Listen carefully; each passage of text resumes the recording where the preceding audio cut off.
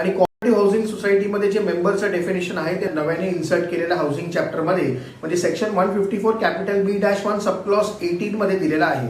त्यामध्ये सुरुवातीला 2 पार्ट्स केलेले आहेत.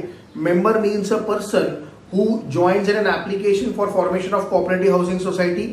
म्हणजे कोऑपरेटिव्ह हाऊसिंग सोसायटीचं ऍप्लिकेशन ज्या वेळेला फॉर्मेशनचं ऍप्लिकेशन ज्या वेळेला प्रमोटर मेंबर सबमिट करतात तर तिथे त्या प्रमोटर मेंबर्स जे आहेत ते देखील मेंबर्स आहेत कोऑपरेटिव्ह हाऊसिंग सोसायटीचे.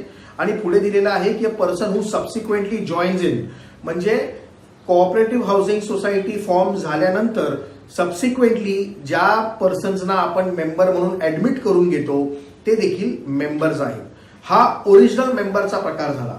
आणि त्यानंतर पुढे असं दिलेलं आहे सबसिक्वेंटली ज्या वेळेला आपण ऍड करून घेतो त्यावेळेला it includes joint member, associate member, provisional member असे 3 प्रकार पुढे अजून ऍड केलेले आहेत.